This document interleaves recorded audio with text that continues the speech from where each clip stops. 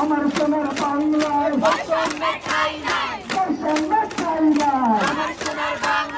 আসসালামু আলাইকুম। এই মেয়েটাকে কোনো বাঙালি চেনেন না এমন কোনো বাঙালি হয়তো এখন আর নেই, যারা অ্যান্ড্রয়েড ফোন ব্যবহার করেন এবং ইন্টারনেট সংযোগ যাদের আছে, তারা প্রত্যেকটা ছেলে হোক মেয়ে হোক সবাই এই মেয়েকে চেনেন।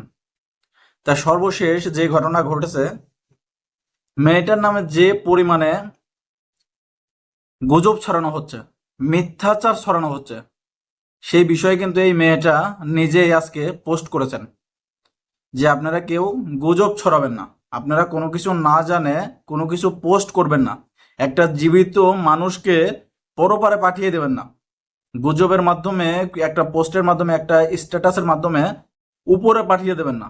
এরকমই তিনি লিখেছেন যে জন্মদিনের মাত্র 2-4 দিন আগে এরকম পোস্ট করবো, এরকম একটা লেখা লিখে পোস্ট দেব, এটা আমার কল্পনাতেও ছিল না, আমি কখনো ভাবেও নেই, তারপরেও দিতে হলো। কারণ সারা দেশে, সারা পৃথিবীতে যেভাবে আমার নিয়ে মিথ্যাচার ছড়ানো হচ্ছে, গুজব ছড়ানো হচ্ছে, আমি এই পোস্টটা না দিয়ে থাকতে পারলাম না।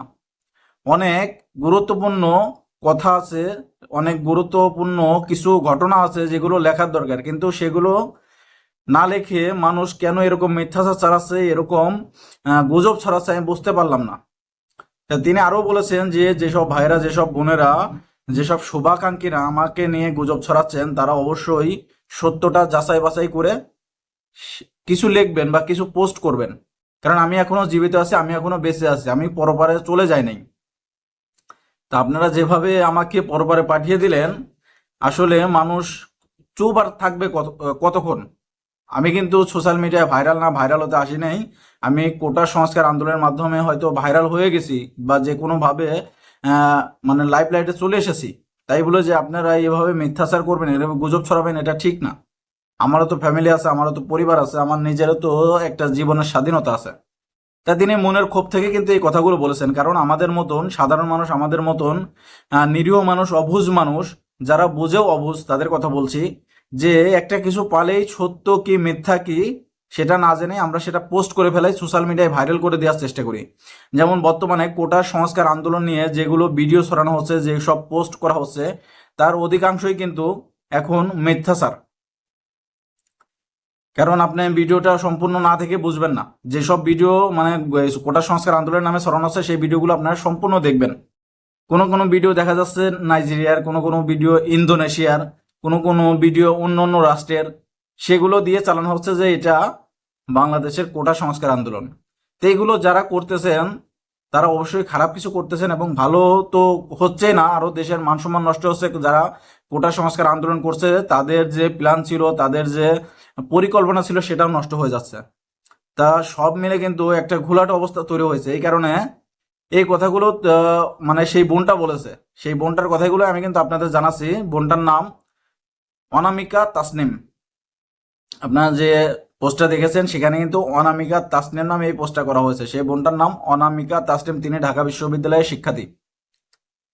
বোনটার হয়তো চেহারা সবার ভালো লেগেছে বা তার চোখ দুটো হয়তো ভালো লেগেছে, এই কারণে হয়তো সবাই তাকে নিয়ে মানে এত মাতামাতি, এত পোস্ট, এত লেখালেখি হচ্ছে, কিন্তু সেগুলোই হচ্ছে মিথ্যাচার। আপনি যদি পজিটিভ কিছু বলেন, তার সম্পর্কে জেনে শুনে তার সবকিছু আইডেন্টিফাই করে তারপরে বলেন, সমস্যা নেই, কিন্তু কারো বিষয়ে এরকম মিথ্যাচার করা কখনোই ঠিক নয়।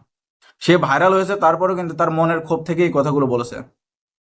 তা দর্শক, আমরা যারা ফেসবুকে বা সোশ্যাল মিডিয়ায় কোনো কিছু পোস্ট করবো, অবশ্যই তার ব্যাকগ্রাউন্ড জেনে, তার সম্পর্কে ডিটেইলস জানার পরেই কিন্তু পোস্ট করবো। তা না হলে কিন্তু মানে গুজব ছড়ানো কিন্তু একটা গুনাহ। আপনি প্রতিবাদের কারণে যদি একটা মিথ্যাচার গুজব ছড়ান, সেটা কিন্তু আপনার প্রতিবাদ তো হচ্ছে না, আরো গুনাহ হচ্ছে। বা আমিও যদি এরকম কোনো কিছু করি, সেটা কিন্তু আমারও হচ্ছে। এই কারণে কোনো কিছু না জেনে এটা করা কখনোই ঠিক হবে না। এই কারণে ভিডিওটি তুলে ধরলাম। যারা ভিডিওটি দেখছেন অবশ্যই শেয়ার করবেন, যাতে অন্য সবাই সাবধান হয়, অন্য সবাই এরকম গুনাহ থেকে, এরকম অকাজ কুকাজ করা থেকে বিরত থাকতে পারে। সবাই ভালো থাকবেন। আল্লাহ হাফেজ।